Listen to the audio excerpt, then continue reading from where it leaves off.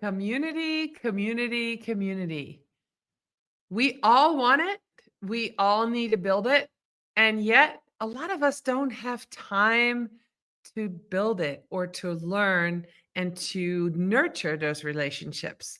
What if you could hire somebody, a community manager, to help you build your community? Well, today we're talking on Strategy Talks to somebody who is doing just that. She is a community builder and she is for hire. She's going to talk to us about all sorts of community building strategies. So stick around for Strategy Talks. I'll be right back.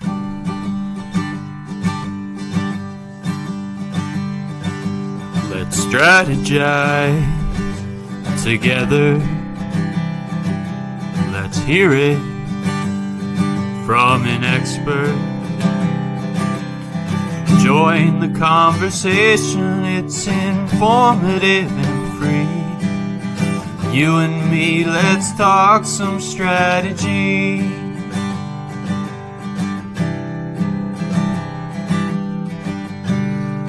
Now here's your host, Morin-van.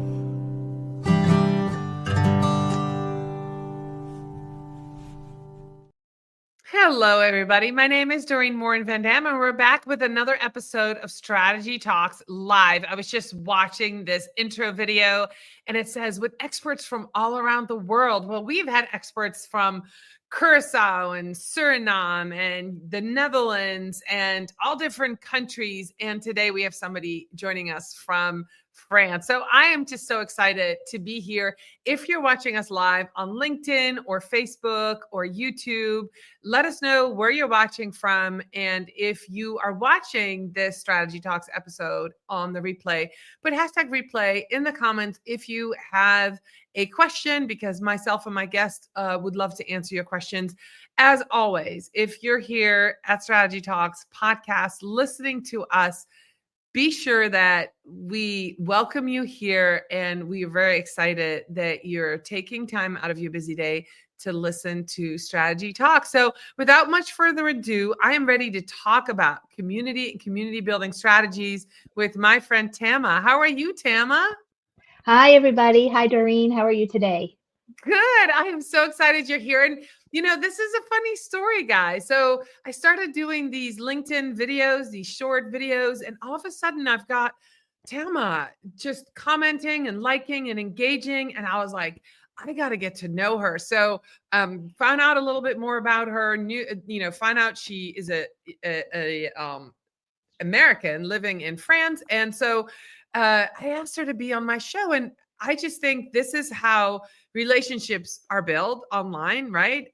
While people engage. And I love that, Tama, you were showing me how community was being built without me realizing that you're a community builder, because you were walking the walk, not just talking the talk. So I love that as a great example of what we're going to talk about today is when you want to get noticed, when you want to make connections, that you actually have take time out of your day to spend time with people. And that is exactly what you did. So Tama, I did a lot of talking. Let's talk about what you're working on right now. You've been a teacher for a long time. You're doing some digital marketing, community building stuff. And in the green room, you were talking about this program by Meta. You told me you were going to get certified as a community manager by Meta.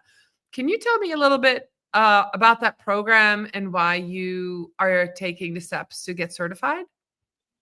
Sure. Thanks, Doreen, first for having me. I really, really appreciate it. And that's very true about making different connections and just getting to learn about people. So I appreciate this opportunity. Yes, I am studying to take the Meta exam. So I'm in a Meta private group. And there's a woman there, Linda Porter, who is going to be giving a 4-week, very quick course on taking the Meta exam, because this will be the last one that'll be offered for the year. And if it's your first time, they do offer a voucher. So I'm hoping I get it, because it would save $99, which would be very nice. I do have to pass it on the first try. If I fail, I have to pay for it myself. And I want to do it because I think it would open up a lot more opportunities for me. I think people would really see my value, and just learning about having a community behind me if I also have questions, um, as a manager of somebody's group. So I think it could be very helpful. Yeah, so I actually know somebody who was one of the first people to take that exam and to get certified about 3 or 4 Mm. years ago, and I've certainly recommended it to several people. I've been in the study group. I never did take the exam, so I applaud you for following through and actually doing that. But I love that. I am also in a Meta Facebook group of community managers, and the support that you receive as a community manager is really important. And that's something that I kind of want to talk to you about as well. And this is a completely side conversation, but it's important. We, in light of what's happening in the US and the election and kind of we had a tough week last week, a lot of us. And so, I've seen some posts on social media, people saying, well, social media managers can't turn off their social media. We still have to be there, even though we don't want to. For community managers, it's almost worse, right? It's that you're stuck, you're caught in this community. And not only do you have to be present, but you also, in a way, have to, I don't like the word policing, but in a way, you have to be guiding people, and I've done community management for quite a few years myself. And that's one of the things that was really hard. And I love that you come from a teaching background, because I think as a teacher, you've already led many communities, correct? Right, exactly.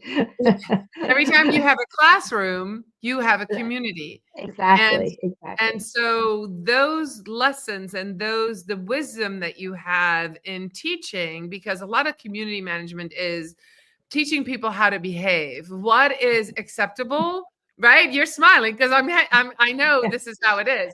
You're teaching people how to behave in your community, and you've set those boundaries. Now, when you go in, Tama, as a VA, how do you get that authority? Because you're working with mainly women over 50. You help in their community as a community manager.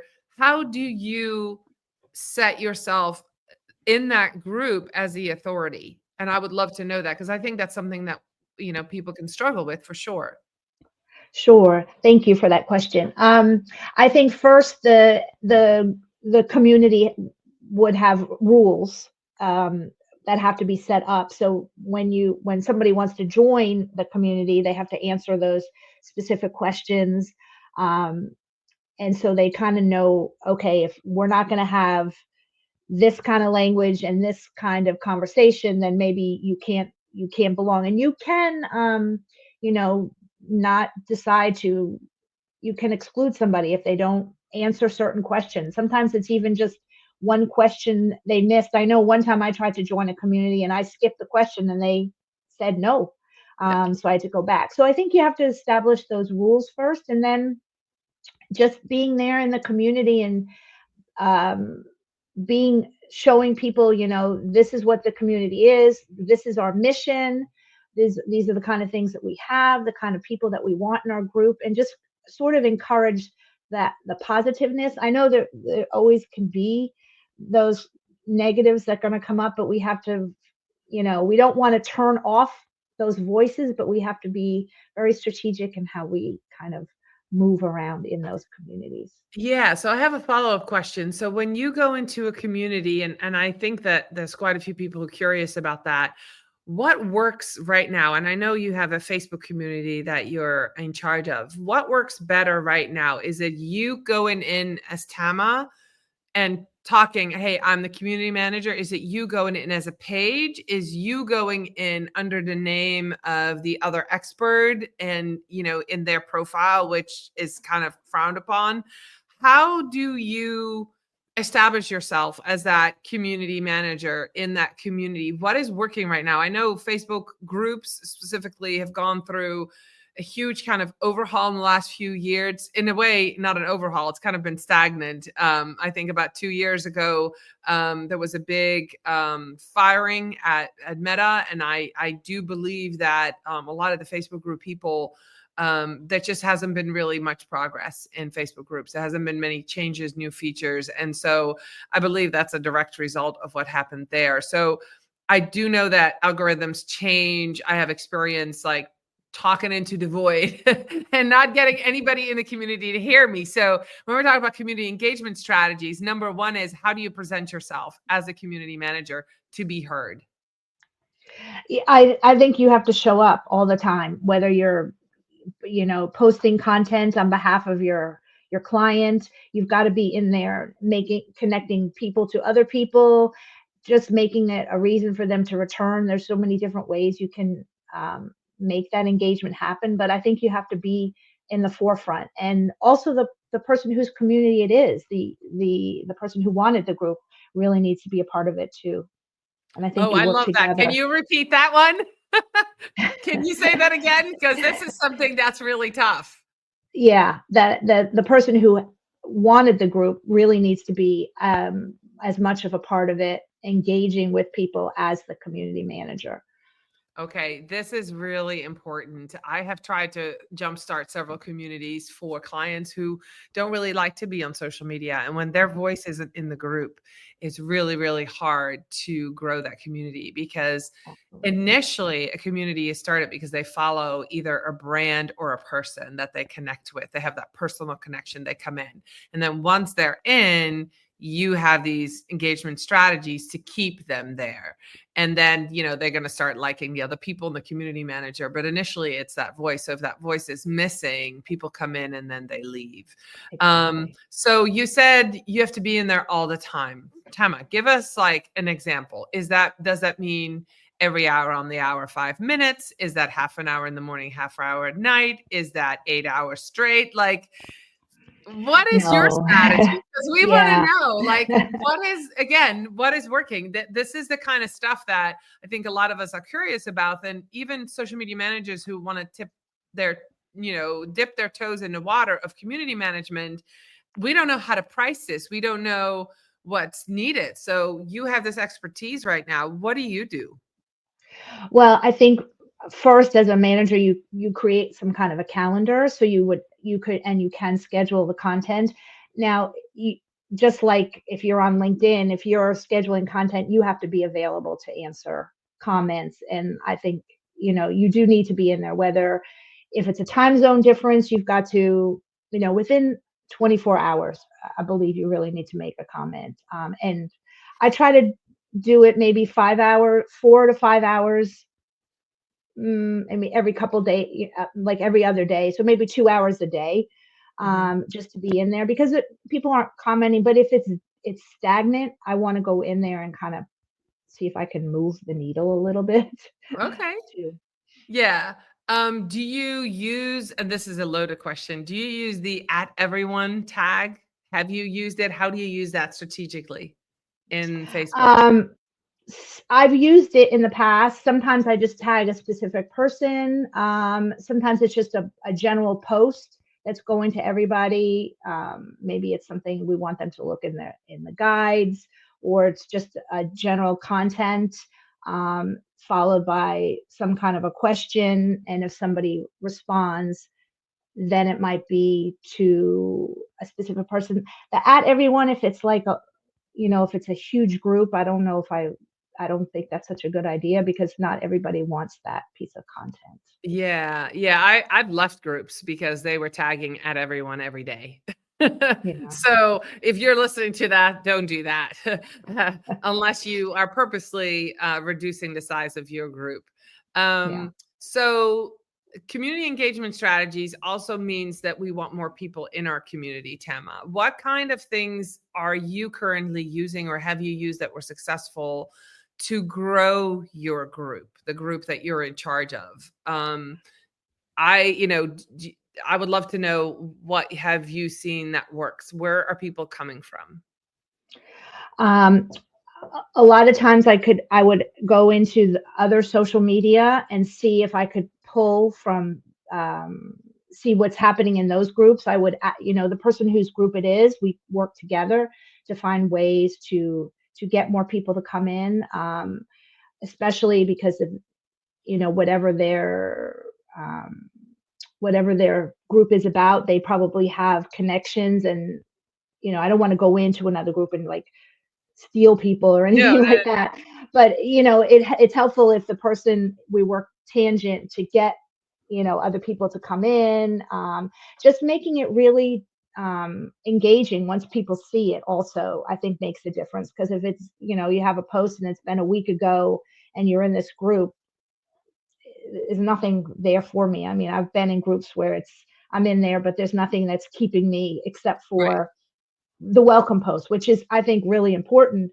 But we need to, after that, needs to go on as well. Right. Yeah. You need to have something more than that. Have you had any luck asking your members to invite their friends and their connections to bring people in? Yes, that's absolutely great question. I think that's really important because those people, always have somebody who might be interested as well, and that's a great way to build the community because they have like a voice already of what the community is like. Right. So how do you and again, I think this is good for a lot of social media managers. We're asked to provide data, and in a community, especially if we talking about Facebook community, there is data available. And if you didn't know that, if you're not an admin in a group, there is quite a good analytics dashboard for from Meta that provides that information. So how do you define success of either growth or engagement, or what KPIs are you looking for? And how do you define success? And how do you work with a client and set those expectations for them? I think very good question. I think you have to look at, how many people are engaged in the comment. If it's a like, and then there's a comment, especially if one is successful, we can repurpose it. I think we look at the times too that people are engaging, and of course, when they're all over the world, sometimes that's a little hard to really figure out. I think having people also look at what the trends are of the topics that are interested to the members is very, very helpful. And if you don't have any interest in the topic, well then we need to kind of move to someplace else and figure out another way to engage them. Okay. You said something about international, and you earlier you specified like time zone and stuff. So for those who are interested in leading a community or starting a community with an international flair, right? People from all over the world on a specific topic. Do you think there comes a point that one community manager isn't going to be enough? Do you feel like, you're in Europe and say people wake up later or they're up in the middle of the night? Do you feel like you're missing comments, or do you feel like it needs to be moderated at all times? Or is there a certain level that you get to, or that you're expecting to get to, when it's time to have more than one moderator? Like you can have one community manager, but like several moderators. And maybe you already have moderators. I actually forgot to ask that question. So, community manager is really like the overseer. When I did community management, I had up to 12 moderators helping me out for a large community. Where is that point, do you think?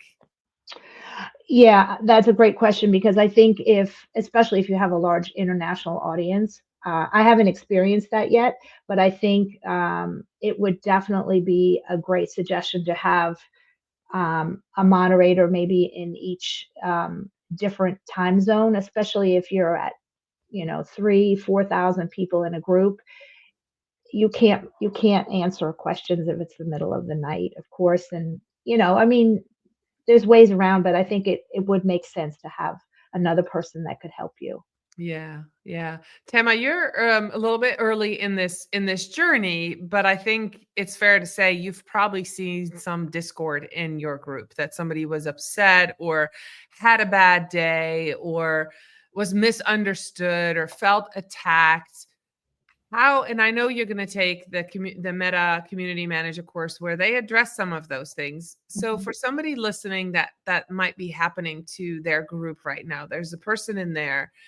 Do you have any strategies on either how to calm people down or to take the conversation somewhere else? Or what do you do, or what do you expect to do when that happens? Because it's not if, it's when. That's going to happen to every community manager at some point. You're going to encounter somebody who's having a really bad day. How do you move forward to that? And I'm assuming as a teacher, you already have a lot of answers to that. So let's hear it. How can we in a way diffuse that what's happening? Yeah, that's a great question. I think, first of all, you have to, you do have to empathize because you don't really know the backstory of why they did that. And I think, just having a private conversation with them, you could take it off and have a private about, what's happening. Why did you answer this way? Because we really don't want to ban them from the group, and it brings down all the analytics and the algorithm. It's not in the favor of the group if you do that. So I think, you really have to find ways to talk to the person to see, why they did that first, and remind them of the group rules. This is not what this group is for, and hopefully that does lead in a more positive way. And if it doesn't, well, you know then we have to move to another solution. Yeah, yeah, it's just amazing. One of the things that I've heard say, and I would love to hear your response. If somebody says to you, my Second Amendment right, I think, no, not Second Amendment, that's a gun. What's the right that you have to say, being able to, wasn't American born, so I'm going to say this out loud now. What is that amendment that right people have, like, to say what they want? What is their Oh, the free speech. free speech, right? So they go into this group and they go, on a Facebook group, and I want to be able to say what I want. You can't ban me. You can't block me. I'm going to sue you. I mean, I have seen that scenario over and over brought to community managers group. What do I do when somebody threatens me like this? What would Yeah. your answer be? Um, well, I would probably refer, if it got to that point, I would probably have to go to Meta itself, because they have people that are specifically trained for that, and they would look into the situation. Because at some point, I probably wouldn't want to engage with that person That's a specifically. great answer. And that's what I wanted to hear, because there are situations that you can't handle. The one thing to remember is, guys, Meta is a privately owned company. So if you're on there creating a group, that group does not need to uphold to free speech. Everybody can start a group. You can't threaten to harm people, of course, but you can say the things you want to say. But that also means you can have the group rules that you want to have. Specifically, I see people that have rules around or illnesses. It's very helpful, these Facebook groups. And I just want you to know, guys, if you feel, if you have something happening in your life and you feel alone, Facebook groups has really, really, really helped me find my tribe of people, of like-minded people. When I was a young mom and there was something going on as an international, as a Dutch woman living in the US, I'm belonging to all these different groups because I belong to all these different people. But especially in the medical field, right? If you have a family member who has an illness, there's some amazing groups that have the best resources. However, there's also people in those groups who really want to push their agenda. And that's when it's really important that when there's, like, we're not talking about a specific cure, like, we're talking about support, but you can't say this medicine, and then it's like my group, my rules. So I just want to kind of reiterate that. And I love that you said go to Meta, because that is what you do. You find out from them what can, and if anybody ever threatens to sue you because of something that's being said in a Facebook group, just remind them, if you're the group owner, that you can just take them out of the group. You can block them from the group, and then they can't find the group. So that's definitely something. So community engagement strategies, if we go back to getting people to talk, Tama, do you do questions Do you do a video? Have you found polls? What is it that gets people to talk right now in the communities that you are the community manager for? It can be a variety of different things, and I think it's important that you kind of mix up the content also. So if one thing doesn't work, you have something else. People love polls, and sometimes it's really good also to just not even have a question that's related to the group. It could be something totally random, like, show us your pet or what's your favorite ice cream, because that gets people engaged in different ways. And sometimes those quiet voices come out for kind of that kind of content. How do you sell that kind of content to your client as a community manager? Yeah, I think you have to just let your client know that it's important to have a variety of content to reach different audiences. Not everyone's gonna, even though they're in that group, maybe that specific content isn't going to resonate, but we have to bring them out a different way. And once they come out, maybe come out because they've liked that question, then we kind of can see, oh, well, they like this kind of content, or they like these polls, let's do more of these, or this specific question, we can maybe tailor it a little bit more to what they, to get some of those shyer clients. Yeah, that makes a lot of sense. Now, how often do you post in the group currently? And what do you recommend? Well, it sort of depends on what the client wants. This client she has something 4 days out of the 7, so it's on a content calendar, and it's a variety of different things. And you can set it up within the Meta scheduler, so it's a little bit easier. And be very specific with the times, and so that is helpful. And then once it comes out and people respond, then you can maybe tag somebody, hey, what do you think about this? That way that can bring out more of a conversation. Yeah. So I have like one or two more questions, Tama. As a community manager, how important is it for you to build community with the members, not just to lead the community, but to build relationship with the members? Great question. I think it's really important, because if I don't have a relationship, then they're not going to trust me. So I think, learning about what the members like. I usually I've set up a spreadsheet that when they first come in, they answer a lot of questions. So that helps me kind of know some of the little more personal things. Now, this is a smaller group, so it's a little bit easier, but I think that really helps build a little bit of a rapport. Even where somebody's from is a great, question to ask somebody and have that open conversation. That's awesome. Well, Tama, it's been a pleasure speaking with you. I love that we now have somebody who came on from France. Like I said, when we started this, I have had guests from, this really is a season that I've guests from all over the world come and join me for this podcast. You're in the south of France. You are available for hire. Where can people meet you? Where are you yourself most active on social? And do you have a website? I don't have a website, but I am active on LinkedIn and Instagram. Okay. Mostly I'm hanging out on LinkedIn at the moment. Okay. All right. So if they want to connect with Yeah, you, I'll make sure to put the link absolutely. to Tama's LinkedIn. Actually, you're tagged on LinkedIn as a guest, so it's easy to find you, but I'll make sure to tag you again. So if you want to connect with Tama, if you're interested in getting some support for your community, especially if you're a woman over 50, you have a community, you have a thriving business, and you want to build those relationships, and you just need a partner, Tama could be the perfect answer for you.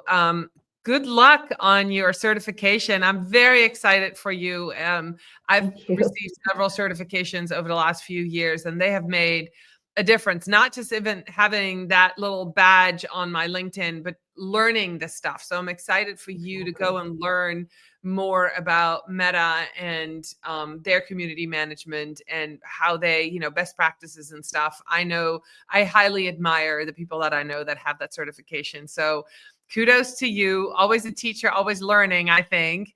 And thank you for being with me here today. I'll be back next week with another episode of Strategy Talks. And Tama, I will see you on LinkedIn. Bye, Okay, everybody. thanks so much, Doreen. I really appreciate it. Bye-bye. Absolutely. Bye, everybody. Bye. Thank you very much.